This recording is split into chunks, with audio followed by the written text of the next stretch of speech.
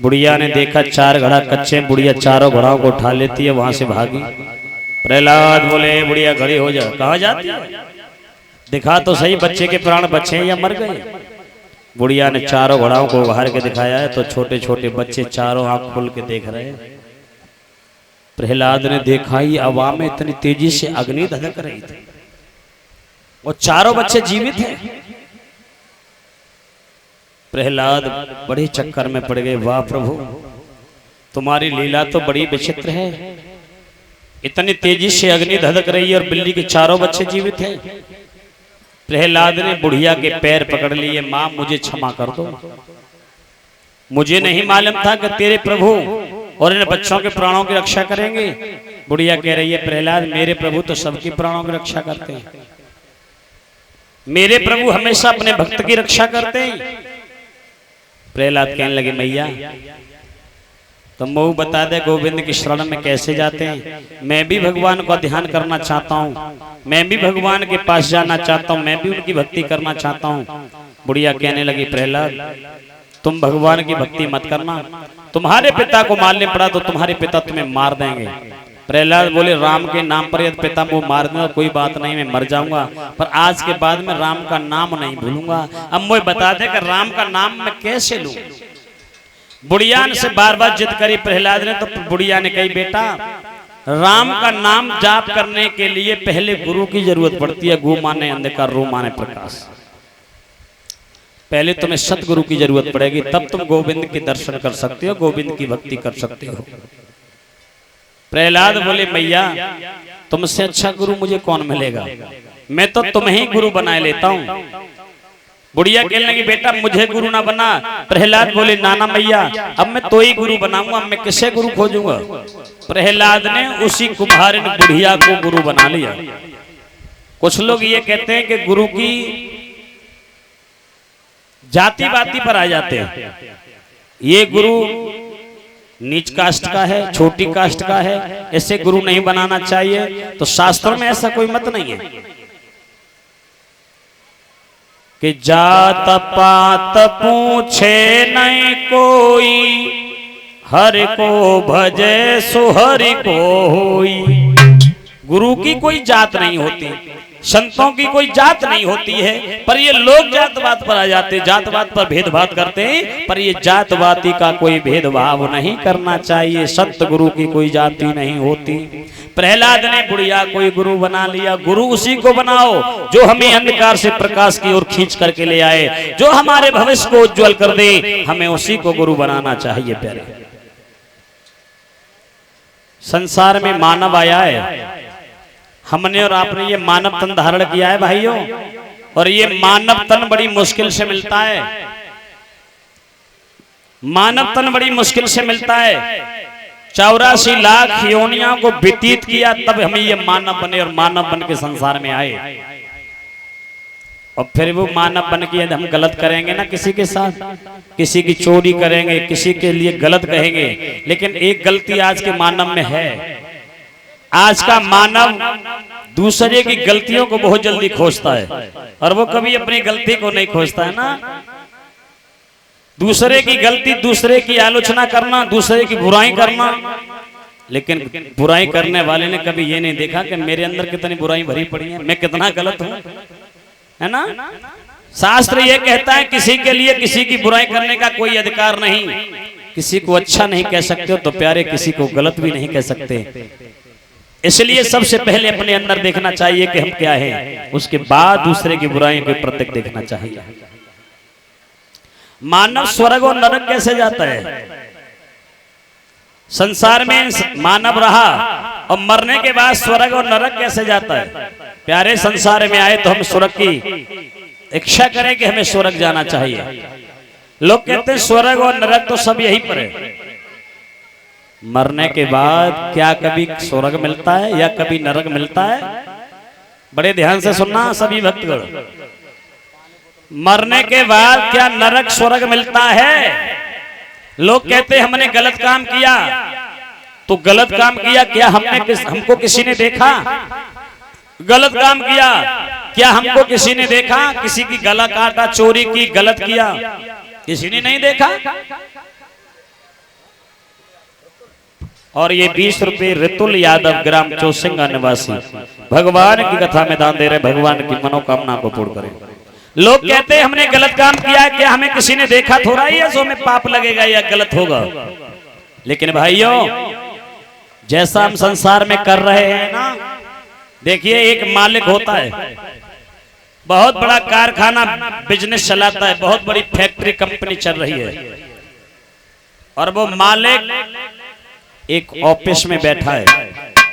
Office में बैठा हुआ उसके बराबर में टीवी सीसी कैमरा लगा हुआ है, सीसीटीवी कैमरा लगा हुआ है। मालिक ऑफिस में बैठ के देख रहा है, कैमरा में हर चीज दिखाई दे रही है, कौन सा मजदूर काम कर रहा है, कोई चोरी तो नहीं कर रहा है, कोई बात तो नहीं कर रहा है, कोई काम कर रहा है या नहीं कर रहा है। यदि कोई काम नहीं कर रहा है तो मालिक उसी को बुला लेता, उसका नाम लेके धरा, हाँ सर तुमने आज काम नहीं किया, तुम वहां खड़े होकर बात कर रहे थे। सर मैं नहीं कर रहा था। सर कहते धराओ, ऑफिस में बुला के दिखाते, देखना कैमरा लगा हुआ है, तुम क्या कर रहे हो।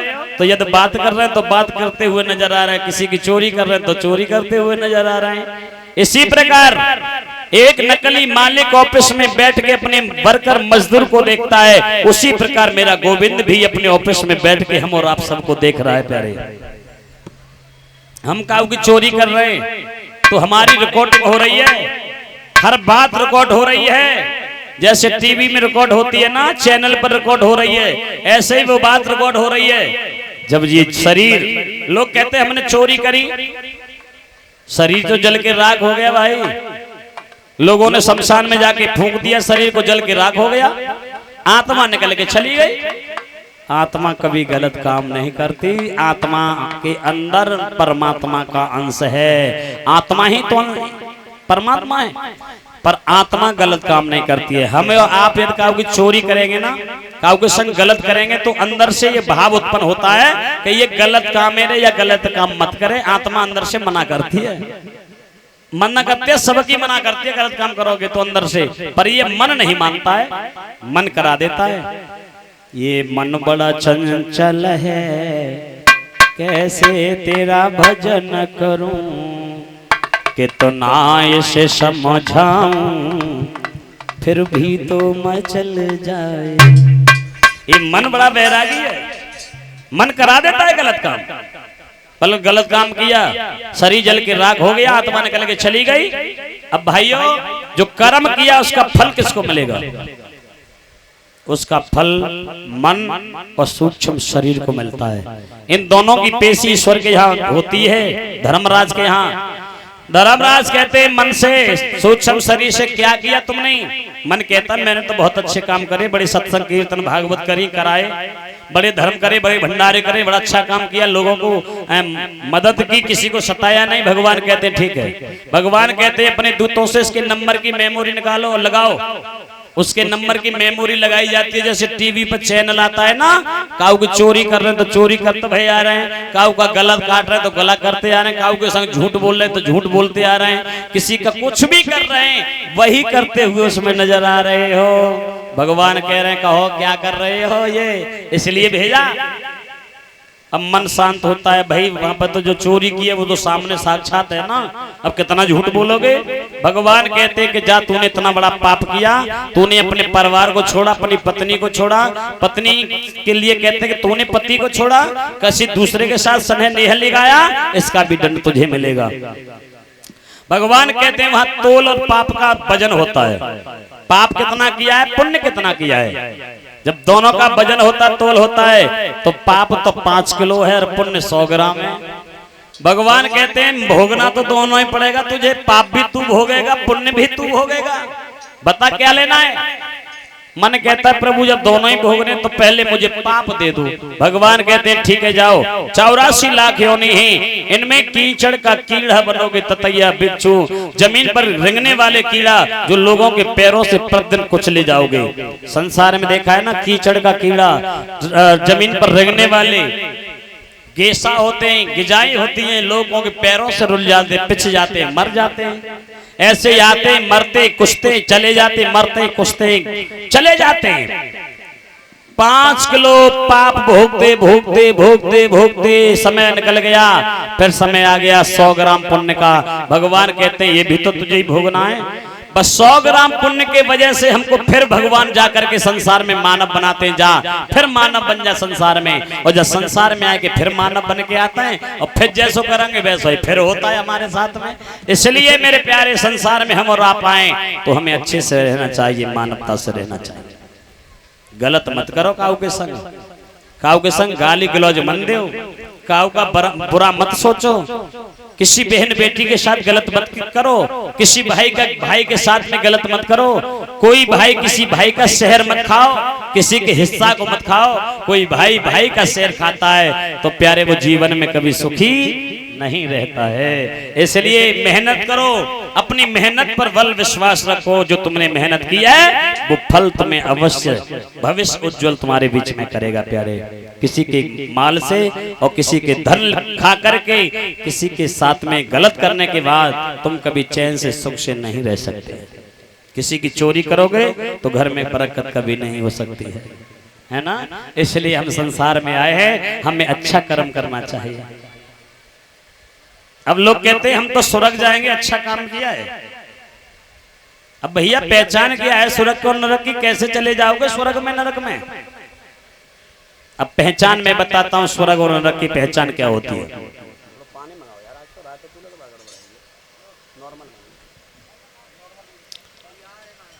एक ब्राह्मण थे और वो काशी से पढ़ के आए ब्राह्मण थे, बड़े ध्यान से सुनना, काशी से। और काशी से पढ़े हुए ब्राह्मण बड़े विद्वान होते हैं। काशी से पढ़ के ब्राह्मण देव आ रहे, अंधेरा हो गया, रात हो गई, तो एक शहर में ब्राह्मण ने कमरा ले लिया किराए पर एक रात के लिए। और उसी कमरा मकान के बराबर में एक वेश्या रहती थी। अब वेश्या के यहाँ तो प्रतिदिन आना जाना रहता था लोगों का।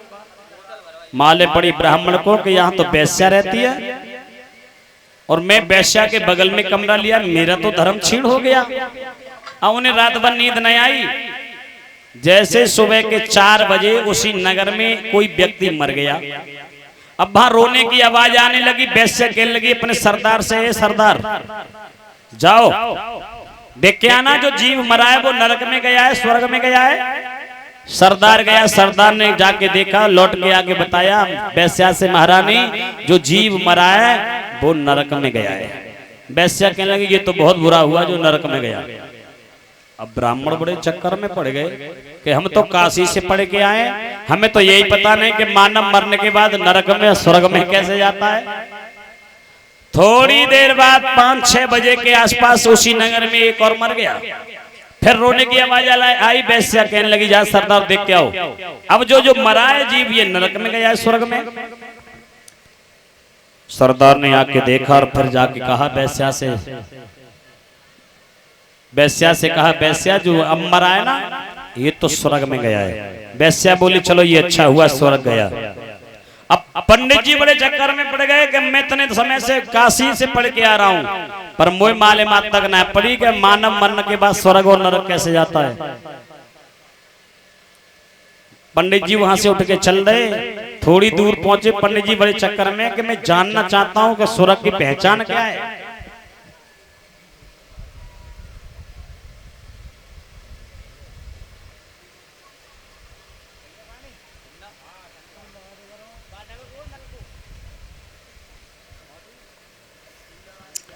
पंडित जी वहां से वापस आए वेश्या के पास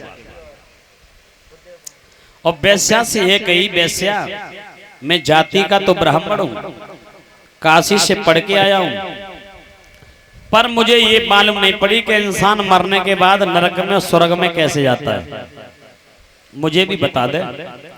तो वेश्या बोली पंडित जी जो सबसे पहले मरा था ना वो पापी था, पूरे नगर के लोगों को तंग परेशान किया करता था, काऊ की चोरी करता था तो किसी को बिना मतलब के मारता था, किसी को गाली देता था, किसी के गलत साथ में गलत किया करता था। इसलिए लोग बड़े परेशान आए वहां से। और जो मरा ना तो पूरा नगर कहने लगा ये तो बहुत बुरा अच्छा हो गया जो ये मर गया, बहुत अच्छा हुआ मर गया। और जब बाकी अर्थी लोग लेके चले तो बाकी यहाँ वह नगर को एक भी व्यक्ति नहीं था, बाकी परिवार के थे 2-4 लोग। सुबह जाए के शमशान में फूके आए। और जो बाद में मरा था वो सामाजिक व्यक्ति था, लोगों के साथ अच्छा किया करता था। वो एक इंसान था, किसी के साथ गलत नहीं किया, सबकी मदद किया करता था। जब वो मरा तो लोगों को मालूम पड़ा कि वो व्यक्ति मर गया, तो पूरा नगर इकट्ठा हो गया और कहा सब नगर के लोगों ने कि ये तो बहुत बुरा हुआ, कितना अच्छा व्यक्ति था। उसके घर से लेकर शमशान घाट तक लोगों की लान लग गई थी। तो यही पहचाने प्यारे नरक और सुरग की, अच्छा करोगे तो दुनिया साथ देगी, गलत करोगे तो कोई साथ की चलती क्या है, तुम्हें तरफ देखेगा भी नहीं। इसलिए संसार में हम और आप आए तो अच्छा करना चाहिए, किसी के साथ गलत नहीं करना चाहिए। बोलो वृंदावन बिहारी लाल की। एक कीर्तन बोलेंगे ताली बजा करके, बाणी पवित्र करेंगे सभी भक्त।